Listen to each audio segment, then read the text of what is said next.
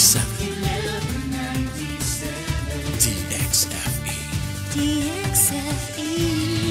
Ang Good News Radio. Oras 6:00 sa buntag.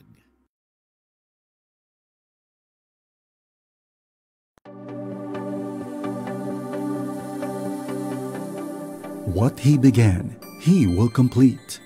In its 76th year of sharing the good news of Jesus Christ, this is Far East Broadcasting Company, Philippines. In Mindanao, 1062 DXKI, your friendly voice, Coronadal City. 1116 DXAS, your community radio, Zamboanga City. 1197 DXFE, the Good News Radio, Davao City. 103.3 DXJL, your positive choice, Cagayan de Oro City. 106.9 DXGR, Radyo Gandingan, Cotabato City. In the Visayas, 1233 DYVS, Sweet Voice of Salvation, Bacolod City. Up 987 DYFR, Life-Changing, Cebu City. 97.5 DYFE, Unang Tugon ng Pamayanan, Tacloban City. In Luzon, 1143 DZMR, Missions Radio, Santiago City. CARE 104.3 The Way FM, Legazpi City.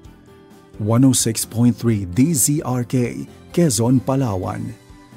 98.7 DZFE, The Master's Touch, Metro Manila.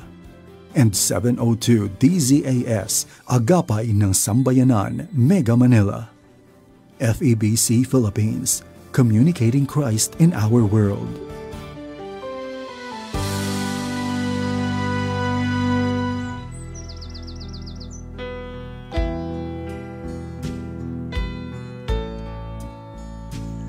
Balik kita sa uma. Ang kinabuhing umanhon, matahong kag madinagayaon. Sa uma, labas ang hangin nga imo mahaklo. Dalisay ang tubig nga imo mainom. Dagaya kag marimis ang imo nga mga pagkaon. Sa uma, malapad ang uma kagwayan.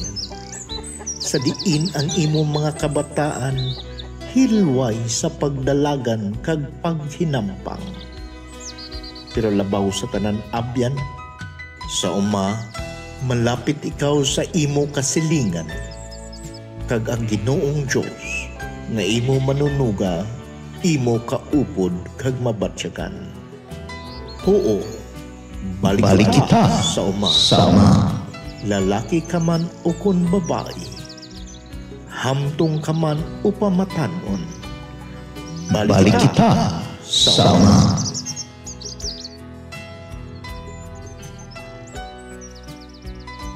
Kini nga programa hatid kaninyo sa DXFE Far East Broadcasting Company and JKR Multimedia Ministries. Ug karon ang inyong farmcaster.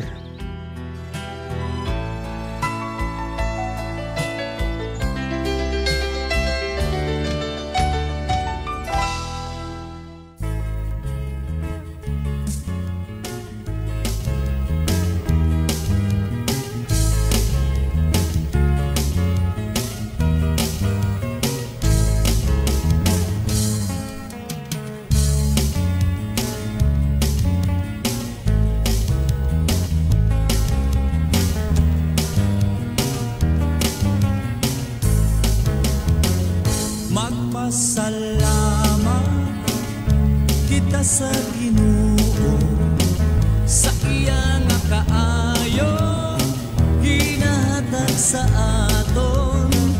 Magpasalamat kita sa Ginoo, wala siya nagakulang sa adlaw nga tanan. Ayan, good morning. Welcome na naman. Kamang balik kita sa nandito na naman po inyo. Kuya Janos. Ang sapatos niya nga tuon. Sa sa ating programang Balik Kita sa Uma. We'll be discussing a lot of things, especially sa ating farming. Kumusta naman po inyong Sabado? Ay 5 na sa punta. Ika-22. Sana lang ka sa ating kanan, of course, uban na to at Bon Cagas, Julius Malabo. Live na live with us at 97 XE at 10 DXAI. Nanay sang isa ka pamilya, hala naman sang reklamo, damo kuno iya labada, apang sang iyamak ang iya. Kumusta naman ang atong mga nanay diha o mga tatay usab, mga nang labana? Mga ka-estudyantihan na, Sabado ha, labada time na. Of course, ang atong mga partners, mga mag-uuma, kumusta naman po mo diha? Hopefully, naghinay-hinay na nagpanghagbas ng atong mga partner. Kumusta mo diha ang atong mga partners diha sa Balutakay? Nakabisita ta sa uban natong mga partners sa various na mga cooperatives sa coffee and cacao. Nagpasalamat yun ta. Ang gitagaan patag tsansa sa atong labang makagagahom to be with you today. And of course, nakapasalamat na ba sa Ginoo? Of course, katahom lang nga pamation ba nga we still have the strength. And of course, ang mga partner na to sa different cooperatives around Region 10, 11, and 12. Of course, ang mga taga-Barm, kumusta man? Caraga Region. Shout out diya sa itong mga partners diya. Sir Hermie, kaganahan diya sa Kiblawan. Salamat kay sir for being with us this morning. Kumusta man diya sir? Gamit na gamit po ba ang ating mga bagong kahimanan para sa kakao? Ayan murag nakitaan nako tong imong team kakao. Diba? May mga team kakao. Good morning, Ate Ivy Quijada Binondo. Kumusta po? Thank you for being with us this morning, and sa atong mga partners nga nakig-uban ka natong tanan sa ESAP for Better Crops sa Digital Farming Systems. Ato po ning share sa uban. Salamat kayo dahil sa atong nakuha po nga recognition gikan sa DAATI Davao po. Salamat kayo Ma'am Nebreha for recognizing ang efforts sa Medari ISA project, at the same time sa LAEX for helping out sa digital farming system. Tuloy-tuloy po natin yung i-share sa ating mga cooperatives, mga farmers on how do we use ang digital farming system. Yan. Later on, pag-usapan po pala natin ang mga news. Agri-news dito sa Rehiyon 12 at saka sa Rehiyon 11. Ayan. Nga pala, nagtaka ko.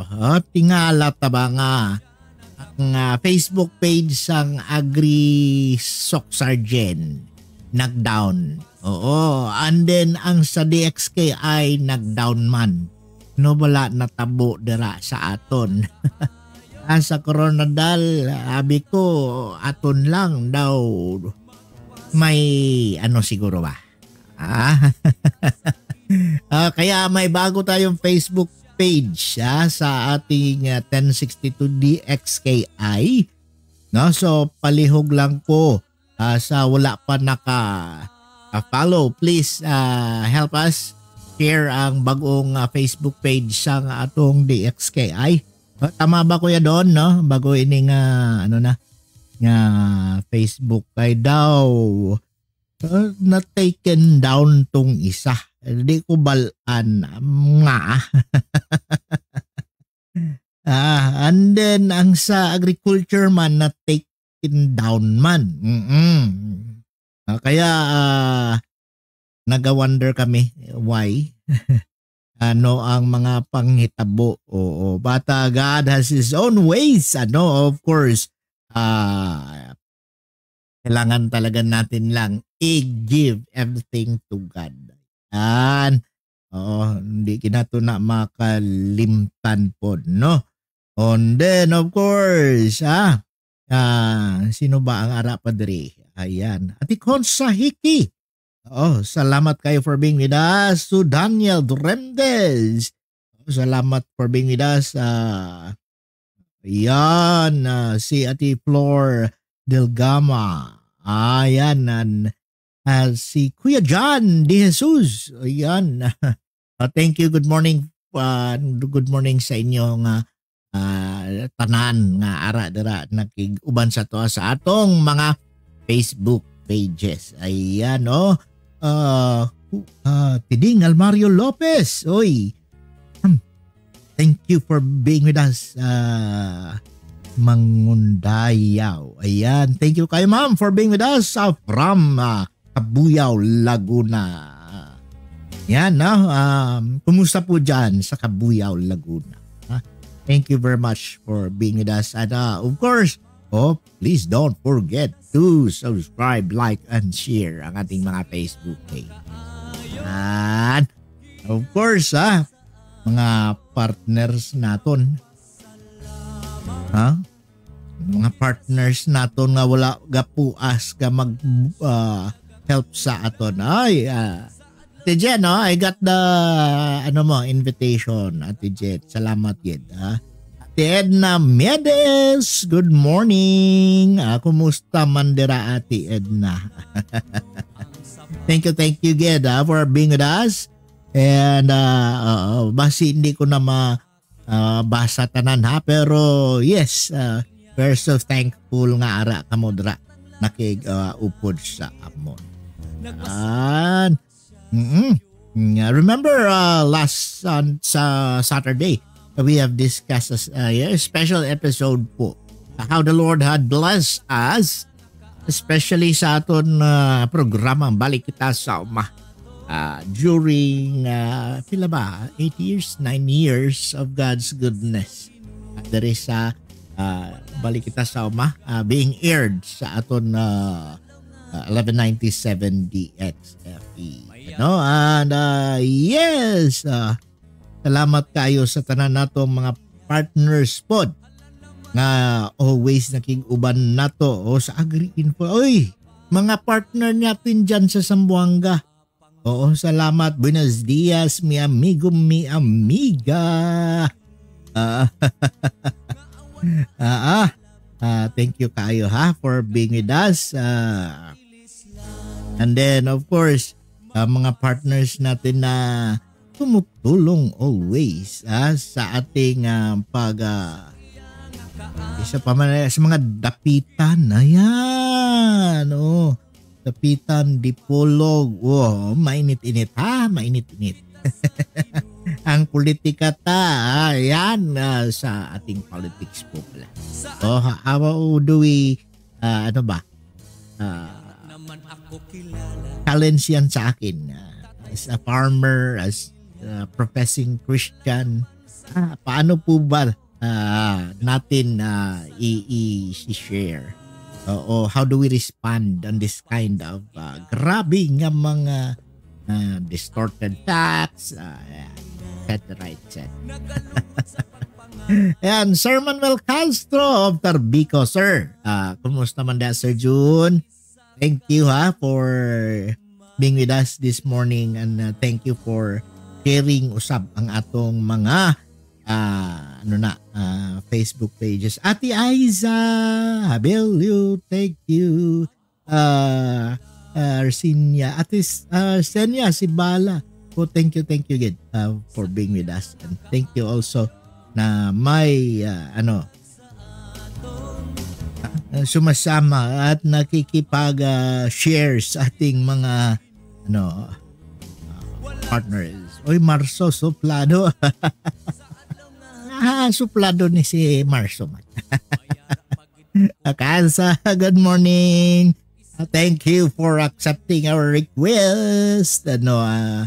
Uncle Efren Lakihon, thank you for being with us. At si Guanga, ayan, dami-dami na rin mga followers natin sa DXKI. Ayan, Sir Eric Gregorio, sir, salamat kayo for being with us. As Engineer Jerry, salamat kayo. Uy, the Kisol family, good morning. Thank you for being with us. Uy, mga birthdays tagali. Sino ba na nag-birthday? Daghan-daghan. Mamela, Sir John, dyan sa atin sa Digos City. Ayan, happy birthday ninyo tanan. And then, of course, happy birthday day. Happy to kalimot na. Birthday po dahil sa akong wife. Ching, happy birthday. Hopefully, enjoy ta karon sa imo nga celebration. Okay. Ano ba celebration? Tama, ihaw lang ta ka, manok. Ano pag-ihaw sa manok? Nakaihaw na daw daan. Yan, well, it's not about just yung food. It's about celebrating God's goodness sa aton nga kinabuhi. So tanan nag-celebrate sa ilahang birthday. Happy birthday sa inyong. Sa atong pagbalik ang atong Agri-News after this few reminders. Hoy, Suki! Bili ka na ng baboy! Bagong kata ito! Ay, ayoko! Baka may sakit yan! Huwag po kayong magduda. Hanapin lamang ang Meat Inspection Certificate na mula sa National Meat Inspection Service o NMIS na ang binibili ninyong karne ay mula sa mga baboy na walang kahit anumang sakit. Hay, Suki! Kaya naman may NMIS certificate ako. Ayan, Sige nga, Mare. Pabili ng 2 kilong liempo. Ito ay paalala ng National Federation of Hog Farmers Incorporated, Samahang Industriya ng Agrikultura, Pork Producers Federation of the Philippines Incorporated, Department of Agriculture, at ng himpilang ito.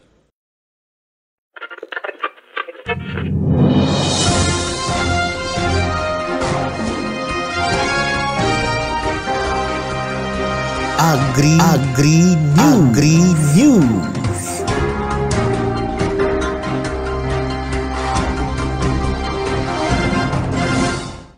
At ito ang mga mainit na balita ngayong linggo sa ating Agri-News.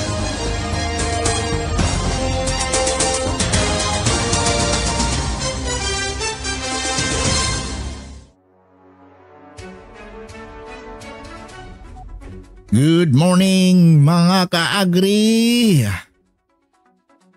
Welcome sa ating Agri-News ngayong linggo, February 22, 2025.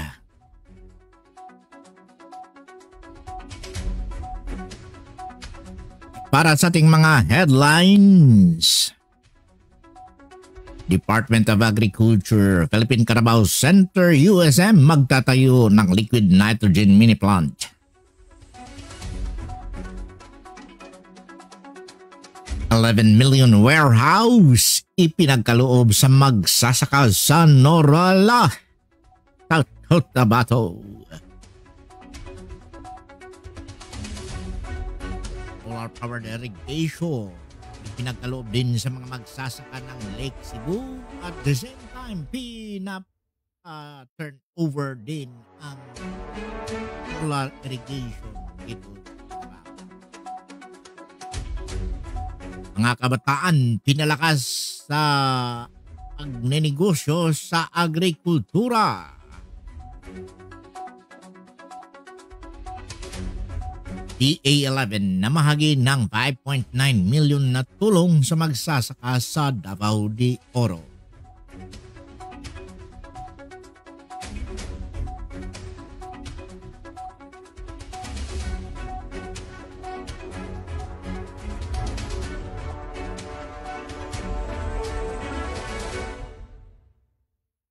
Yan ang ating mga headlines para sa ating Agri-News ngayong linggo. Dito lamang live na live sa 1197 DXFE and 1062 DXKI.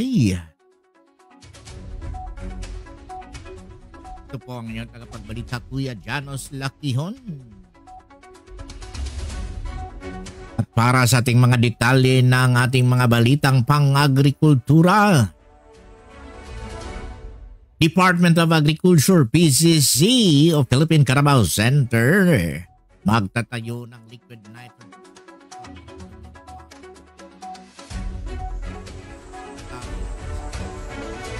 bayan ng Kabakan, Cotabato. Ayon kay DOT, ang pasilidad ay pintuhan ng 1.5 million.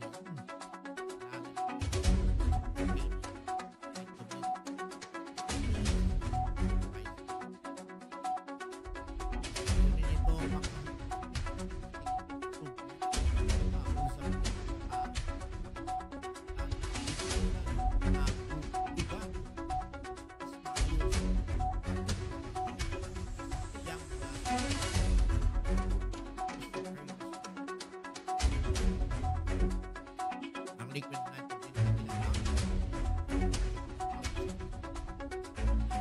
ang visa ng Japanese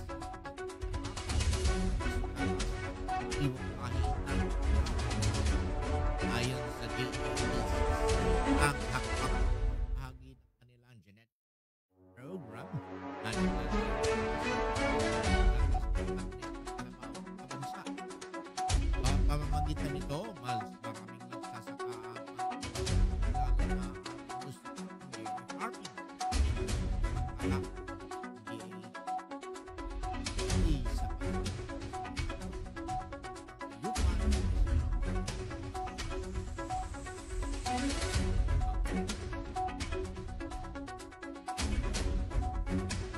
at sa ibang balita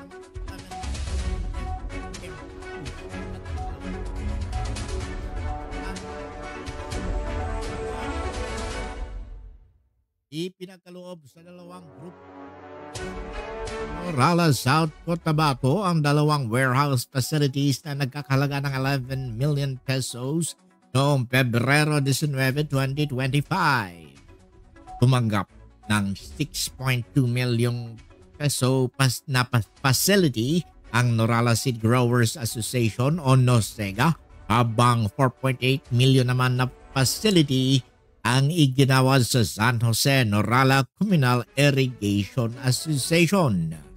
Layunin ng proyektong ito na palakasin ang agrikultura sa lugar sa pamamagitan ng mas maayos na imbakan ng binhi at ani. Dinaluhan ang mga kinatawan mula sa Municipal Agriculture Office ng Norala, DARFO 12 at mga membro ng asosasyon ng formal na turnover ceremony. Hinikayat ni Municipal Agriculturist Sammy Barrera ang mga benepisyaryo na pangalagaan ang mga pasilidad para sa mas matagalang benepisyo. Kaya binigyang diin ang suporta ng lokal na pamahalaan at DARFO 12 sa pagpapaunlad ng kabuhayan ng mga magsasaka at pagpapatas ng ani sa rehiyon.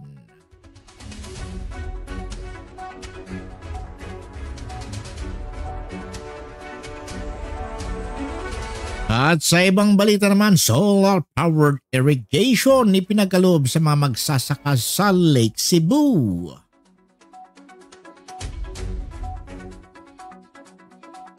Formal na ang ipinagkaloob ng Department of Agriculture Regional Field Office 12 ang isang solar-powered irrigation system na nagkakahalaga ng mahigit 1.3 million sa Kibang Multipurpose Cooperative sa Sitio Kibang, Barangay Ned, Lake Cebu, South Cotabato ngayong Pebrero 20, 2025. Ang makabagong sistema na patubig ay pinondohan sa ilalim ng High Value Crops Development Program at ipinatupad ng Regional Agricultural Engineering Division o RAED. May kapasidad itong patubigan ang mahigit na 40 hectares na sakahan at direktang makikinabang dito ang higit na 20 na magsasaka sa lugar. Ayon sa DARFO 12, maring dagdagan, malaking tulong ang proyektong ito at sa pagpapababa ng gastusin ng produksyon at pagtiyak ng sapat na supply ng tubig lalo na sa panahon ng tag-init. Ang Sitio Kibang ay kilala sa pagtatanim ng atsal, kamatis at repolyo na pangunahing produkto ng mga magsasaka nito. Sa tulong ng solar-powered irrigation system, mas magiging epesyente at tuloy-tuloy ang patubig sa mga pananim na inaasahang magpapataas ng ani at kita ng mga magsasaka. Samantala dito sa Davao Region, isang solar irrigation din o solar powered irrigation system ang nagkakahalaga na mahigit 1 million peso ang na-turnover ng Department of Agriculture Region 11 sa Sibulan Organic Banana Growers Cooperative sa Barangay Sibulan, Turil, Davao City. Ang sistema ay may 6 na solar modules na may kapasidad na 555 watt bawat isa. Kaya kaya nitong patakbuhin ng 3 horsepower submersible pump na kayang magbigay ng 5.2 cubic meters ng tubig kada oras. Na sapat ng upang diligan o hanggang 3 hektaryang sakahan. Ayon kay DA11 Regional Executive Director Macario Gonzaga, na kinatawan ni Agricultural Program Officer Judel Liliza, ang proyektong ito ay makikinabang hindi lamang ang 49 na membro ng Sobra Grumco, kundi pati na rin ang mga kapalapit na barangay. Lubos namang nagpapasalamat si Soba Grumco Chairperson Ginaline Atelio sa ipinagkaloob na proyekto at aniyay katuparan ng kanilang pangarap para sa mas maunlad na organic farming sa kanilang lugar. Ang Barangay Sibulan ay kilala bilang unang organic zone sa Davao City. Bukod sa banana plantation, papalawak pa ang kooperatiba na sa pananim ng gulay, kape at kakao para sa pangdaigdigang pamilihan. Samantala, mag-turnover rin ang DAOAP ng isa pang SPIS sa Kabuyuan, Mapini, Davao de Oro. Sa ibang balita naman, mga kabataan, pinalakas ang pagninegosyo sa agrikultura. At ang gumpay na isinagawa ng Department of Agriculture Region 11 ang Young Farmers Challenge Pitching Event para sa kabataang negosyante sa agrikultura noong Pebrero 19 sa DA11 Conference Room, Baguio, Davao City. Sa isinagawang provincial at regional level competition mula February 6 hanggang 17, ipinakita ng mahigit 46 na kalahok ang kanilang mga makabago at sustainable agri-fishery enterprise ideas. Layunin ng programa na bigyan sila ng financial grants upang masimulan o mapalawak ang kanilang negosyo habang pinapalakas ang partisipasyon ng kabataan sa sektor ng agrikultura. Ayon kay DA11 Regional Technical Director for Operation Mary Ann Constantino, patuloy na susuportahan ng ahensya ang mga kabataang magsasaka na may hangaring paunlarin ang agrikultura sa bansa. May 3 pangunahing kategorya ang kompetisyon, ang startup component, upscale component at intercollegiate component. Maliban sa pundong ayuda, makakatanggap din ang mga kabataan ng negosyante ng training and mentoring, market linkage, business networking at tulong sa pagpaparehistro ng certification ng kanilang mga negosyo at produkto. Patuloy na hinikayat ni YFC Focal Dr. Melinda Rubiliano ang mga kabataan na ipagpatuloy ang kanilang passion sa agriculture. Ang Young Farmer Challenge ay patunay na malaking papel ng kabataan sa pagpapaunlad ng agrikultura para sa tungo sa isang masaganang kinabukasan.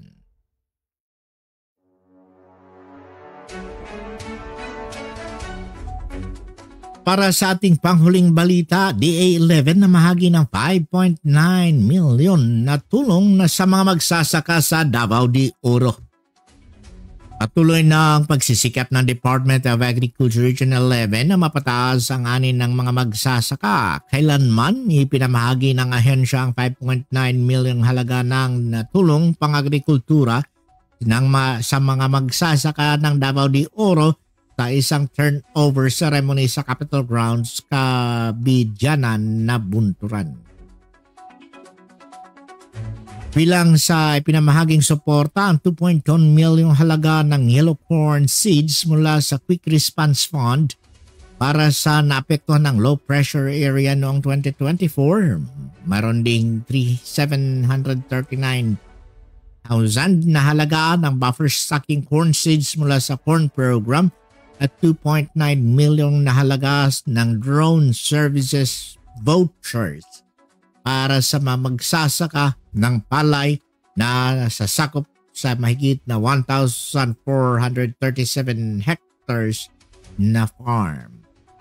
Ayon kay DA11 Regional Technical Director for Operations Mary Ann Constantino na kumakatawan kay Agriculture Regional Executive Director Macario Gonzaga, patuloy ang suporta ng kagawaran sa mga magsasaka upang mapalakas ang produksyon ng kabuhayan sa probinsya.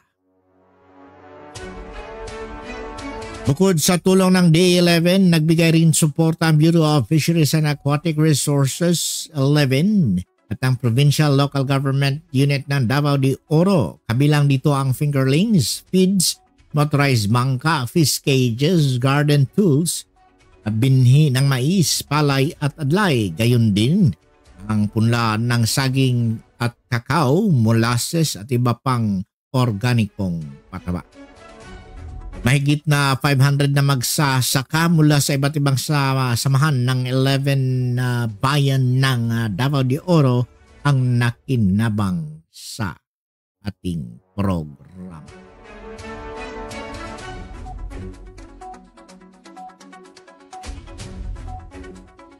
At para sa ating weather update,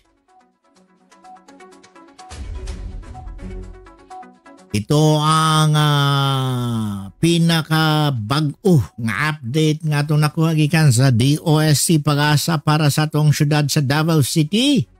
Sa buntag, hayag ug medyo init ang panahon. Apan pag-abot sa auto, posibleng adunay kalit-kalit na pag-ulan uban ang pipila ka kilat o pagdalugdog. Mahinay o mabugnaw ang hangin samtang mulabay sa hapon, busa, pagamping ug dadain yung mga payong sa paggawas. Sa Coronadal City, pagsugod sa karong adlaw, medyo init gihapon. Sa hapon, hinahinay nga mudako ang mga panganod, apan limitado ra ang posible nga pag-ulan. Limited nga pag-ulan ginadra sa aton gali. Ang kahimtang sa magpabilin nga hayag ug ang hangin medyo mahayahay. Nangayra gihapon nga gawas nun ang atong paglakaw. So, encourage tamong tanan ipadayon ang pag-monitor nato sa atong lokal na mga report. Ibasin na dugang na mga updates. Amting kanunay ug daghang salamat sa inyong pagpaminaw. Kini si Kuya Janos Lakihon ang inyong tagapagbalita.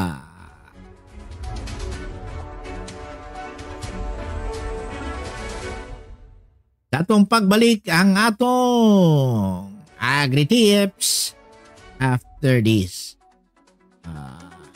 music nga gihatag kanato ni Joey Ayala.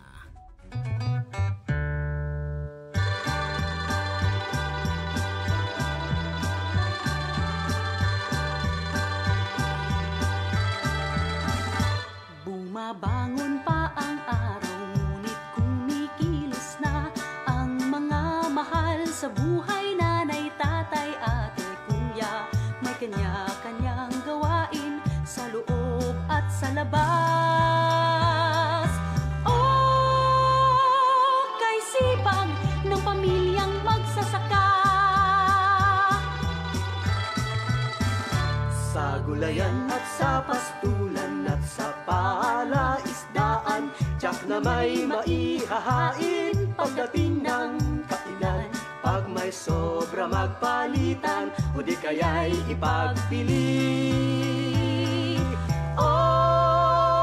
Madiskarte ang pamilyang magsasaka.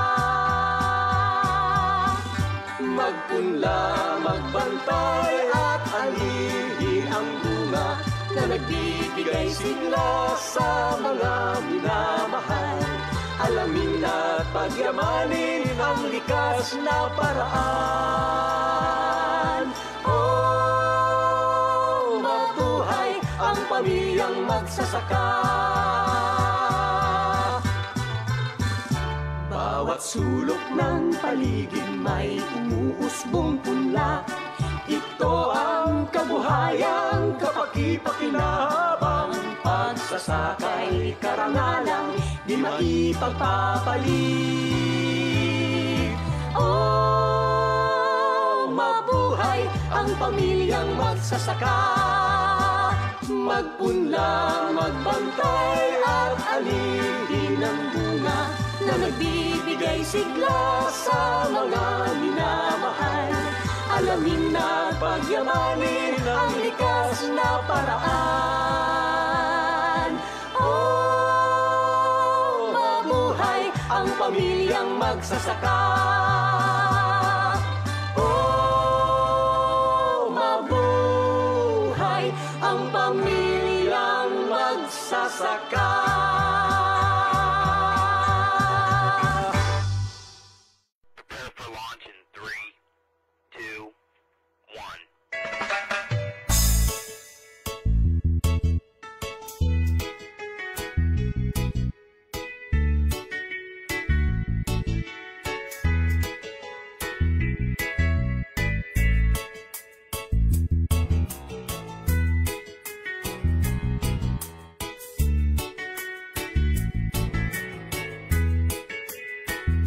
Mag-uuma, kamu among pasalamatan tungod sa inyong pagkugi, nakakaon kitang tanan. Mag-uuma, kamu among respetuhon, hinaguan sa inyong kamot among gikaon. Salamat mag-uuma. Mag-uuma dapat unahatagan og pagtagad kay panguma nagtaga na sa tanan natong gihabhab kasagaran. Mag-uuma ilarang gikaminusan kung wala sila nagtanom, wala tay gikauntanan. Unsaon ang daghang kwarta kung wala kay mapalit, kung wala sila nag-uma unsay atong ihungit. Kasagaran kaminusan tungod nagkabulingit kay sayuta nagtrabaho og nagbulat pa sa init. Magunsa na lang ta kung wala ang agrikultura, bisag ang adunahan way mahukat sa lamisa. Dapat balansi ang pagtagad, dili sila yatakan kaysa matag adlaw sila atong gikinahanglan. Mag-uuma, kamu among pasalamatan tungod sa inyong pagkugi, nakakaon kitang tanan. Mag-uuma, kamu among respetuhon, hinaguan sa inyong kamot among gikaon. Salamat mag-uuma. Balik kita sama.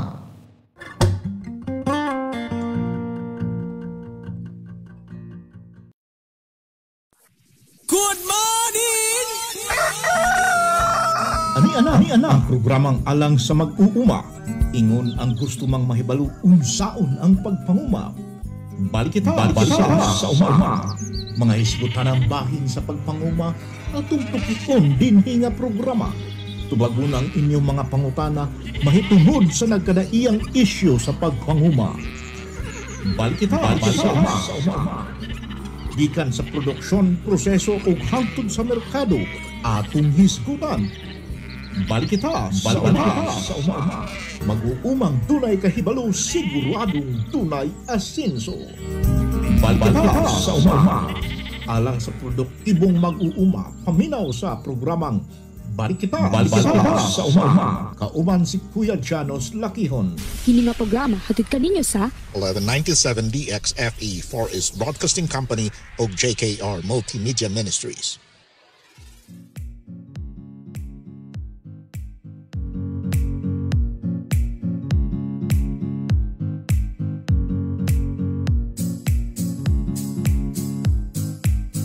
Yan, welcome back po sa ating programang Balik Kita sa mga Agri-Tips. Si Kuya Janos Lakihon atong topiko karon. Farm planning, hindi lang pwedeng barabara.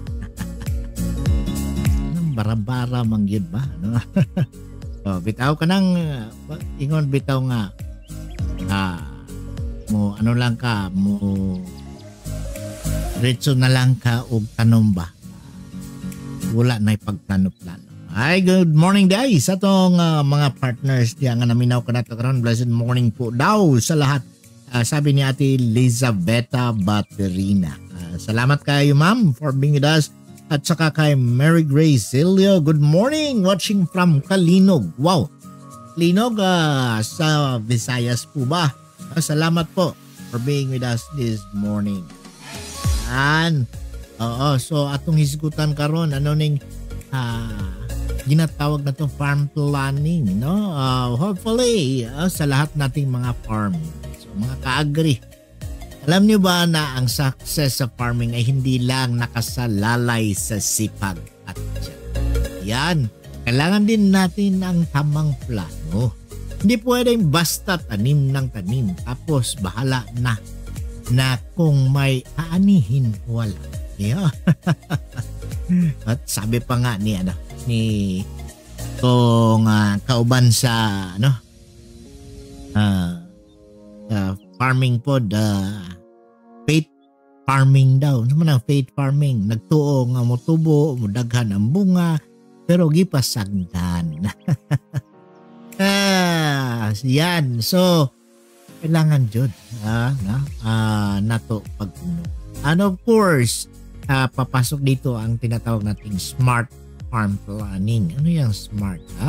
Isang maingat at wise na proseso para masigurong sapat ang ani, patas ang kita at sustainable ang ating agriculture.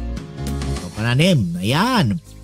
Pero higit sa lahat, dapat kasama dito ang tinatawag natin gender equality and social inclusion. Ibig sabihin, lahat na babae, lalaki, kabataan, matanda, small farmers man ay may boses sa ating pagpapila. Sa ating family man lang yan, sa ating pamilya, at least involved po ang ating mga kabataan. Question, do you involve your children sa pagpaplano? At syempre bilang good stewards ang ating mga lupa, hindi po nating kakalimutan ang mga biblical principles para sa responsable at ethical na farming. So, ano ang dapat gawin? Step 1, plan before you plant. Plan before you plant. Una, ano ba ang goal mo sa farming? Yan ang unang tanong. Business ba ito o pang sariling pagkain? Yan, kailangan po malinaw ang sagot mo dito kasi hindi dito nagbabase ang strategy mo. Dito talaga dapat mag-base ang strategy natin. Sabi nga ng Proverbs 16:13, commit to the Lord whatever you do and He will establish your plans. Sa ato pa, at least, kailangan natin i-commit po. Ang Panginoon na po mag-i-establish ng ating mga plano. Yan, bukod sa tamang mindset, dapat isama natin sa plano ang lahat ng may role sa farm. Pamilya, farmers, local community, hindi lang dapat iilan. Kasi sa decision making, pwede ba ito na itatanim niya? Mas inclusive, mas effective. Yan. Second, right crop at the right place. Yan. Hindi porket trending ang isang pananim. Trending kayong pagtanom sa durian karon ha. O kakao. O kape. Murag, mo na lang na ang atong ginabalik-balik sa atong mga trainings. Pero kailangan mo munang i-check kung anong bagay ba ito sa ating farm conditions. Matthew 13:8 says, "The seeds fell on the ground in the good soil, and they produce a crop 160 or 30 times what was sown." So paano malaman kung anong crop ang swak sa farm mo? I-check ang soil type. Acidic ba ito or alkaline? Ano ba klaseng soil ito? Alamin ang climate. Of course, bagay dito ba rice, vegetables, or fruits? May sapat bang tubig?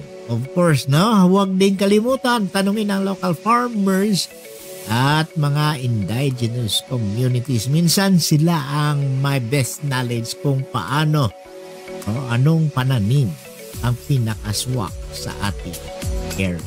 Yan. Third is responsible resource management. Ayan. Ano ito? Ano itong responsible resource management?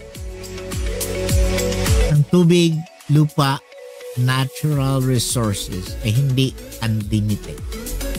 Kaya dapat wise tayo sa paggamit nito. Genesis 2:15 says, God took the man and put him in the Garden of Eden to work it and take care of it. Simple lang ang sustainable farming practices na pwede nating gawin. Gamitin ang organic fertilizers para hindi makontaminate ang lupa. Magtanim ng cover crops para mapanatili ang moisture ng lupa. Mag-ipon ng rainwater para makatipid sa At syempre, dapat participatory ang planning. Ibig sabihin, atay si nanay, si anak, si kuya, si ate, at iba pang stakeholders na pwede nating lapitan. Ang marketing ay may say sa mga desisyon. Ano ba talaga ang ating itatanim? Yan. So, ano ba ang resources na kakasira ba ito sa ating mga lupain o sa generally sa community? Kaya, responsible resource management. Number 4, be ready for risk and disaster. Yan po ang usual natin sinasabi sa ating mga trainings. And if you are interested more, please just contact us. Kasi ano lang to, tip of the iceberg. Be ready talaga for the risk. Risk management and disasters. Sa farming, hindi lang harvest season ang dapat paghandaan. Dapat ready po tayong sa bagyo, kung meron man drought, peste, at iba pang threats. Proverbs 22:3 says, "The prudent see danger and take refuge, but the simple keep going and pay the penalty." Naku! Bigat pala. Risk management. Anong pwede nating gawin? Of course, crop diversification para kung masira ang isang pananim, may backup. Second, resistant varieties. Mga halaman na kayang lumalaban sa peste o extreme weather. Then, practice integrated pest management. Less chemical, more natural pest control.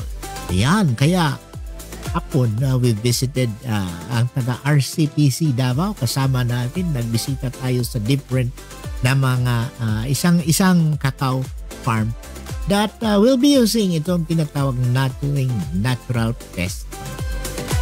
Hello pala dyan kay Sir Otoy. Good morning. Ma'am Vida, good morning. Kape-kape naman dyan. Sir Marlon. Sir Ralph. Hello. Ayan, natural pest control. Dapat din may access at tulong ang lahat. Lalo na sa mga smallholder farmers at kababaihan para mabilis silang makabangon after. And of course, step 5, panghuling step. Market planning is a must. Huli, pero pinaka-important, market planning. Siguraduhin na may market ang ani bago pa man magtanim. Misa Luke 14:28, for which of you, desiring to build a tower, does not first sit down and count the kailangan po pala anong dapat natin gawin? Research and marketing. Alin ang mabenta sa palengke o online? Yan. Join cooperatives, association para better pricing, mas stable ang kita, bulk selling, ganun. No? Kaya ini-encourage po natin kayo to join the cooperatives or farmers cooperative o farmers association. Then find buyers before harvest. Bakit? Kailangan natin i-find ang buyer.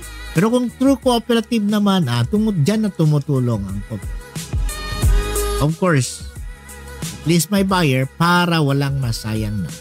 At syempre, bigyan ng opportunity ang small-scale farmers and women na makalahok sa agribusiness. Mas inclusive, mas malakas ang ating agribusiness. Well, in conclusion, smart farm planning equals faith plus strategy. Ano daw? Parang formula yun. Mga ka-agris, sa tamang farm planning ay hindi lang tungkol sa kita. Ito ay tungkol sa wise decision making, sustainable resource management, at equal na opportunity para sa lahat. 1 Corinthians 3:7 says, "So neither the one who plants nor the one who waters is anything, but only God who makes things grow." Wow! So kaya bago tayo magtanim, magplano muna ng maayos. Ipanalangin po, aralan, at isama ang lahat. Tatay, si nanay, si kuya, si ate, si bunso. Lahat may role sa success ng ating agrikultura. Dahil sa tamang plano, gabay ng Diyos, sure ang amin. Yan. Diyan po nagtatapos ang ating agri-tips for today. Maraming salamat po. Sana may natutunan po kayo. For more information, please like, subscribe, and share naman po ang ating mga Facebook pages. Yan. Or contact us here sa station. No? I'm pretty sure maraming patayong maitulong sa inyo. And if you do it through this station, ito po itulong natin. Libre. Na binibigay po natin na we pray that these stations become a channel of God's blessing. Now, yan mo po ang pinaka-adhikain natin. And of course, salamat po sa lahat na nakikinig. Sa susunod po natin na agri-tips. Tandaan ang matalinong pagplano ay susi sa masaganang So, well. We don't have enough time for now. Maraming salamat po sa inyong pakikisama sa amin ngayong linggo, February 22, 2025. Alas 6:56 na sa buntag. So katong naay lakaw sa alas 7. Oy, gising-gising na. Saman dito sila padulong. Nawala daw. Yan. Well. Yan. Wa naman tayo igog yung oras karong buntaga. Shout out pa daw di ay. Ito nga. Wala na ako nabasa tanan na, pero salamat kayo sa nag-like, nag-hearts diha no sa inyo sa nagtiguban nato.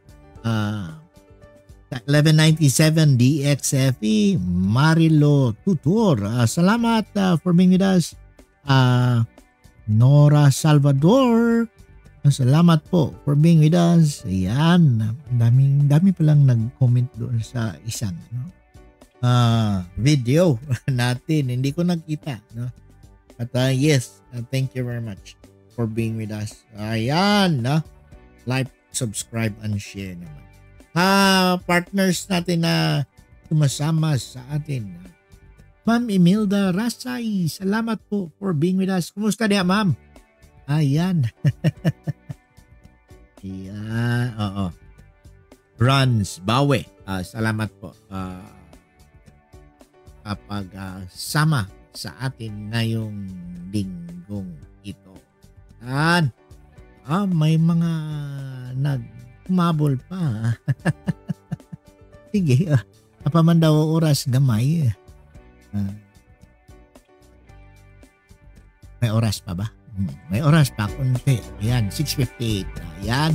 Pero sa ngalan sa 1197 DXFE Management and Staff, sa 1062 DXKI, kay Ate Maggie o si Sir Alex Dulay, si Kuya Don sa technical side at si Kuya Julius Alabos sa FE naman na DXFE. Ito po si Kuya Janos Lakihon nagsasabing ang mag-uumang dunay kahibalo, dunay pag-asenso. Maayong Sabado ka natong tanan. Sa Diyos ang himaya. God bless us. Bye-bye!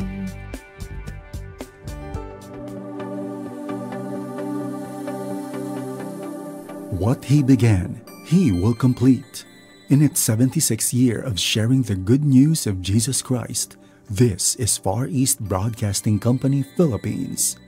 In Mindanao, 1062 DXKI, your friendly voice, Coronadal City. 1116 DXAS, your community radio, Zamboanga City. 1197 DXFE, the Good News Radio, Davao City. 103.3 DXJL, your positive choice, Cagayan de Oro City. 106.9 DXGR, Radyo Gandingan, Cotabato City. In the Visayas, 1233 DYVS, Sweet Voice of Salvation, Bacolod City. Up 987 DYFR, Life Changing, Cebu City. 97.5 DYFE, Unang Tugon ng Pamayanan, Tacloban City. In Luzon, 1143 DZMR, Missions Radio, Santiago City. CARE 104.3 The Way FM, Legazpi City. 106.3 DZRK, Quezon, Palawan. 98.7 DZFE, The Master's Touch, Metro Manila. And 702 DZAS, Agapay ng Sambayanan, Mega Manila. FEBC Philippines, communicating Christ in our world.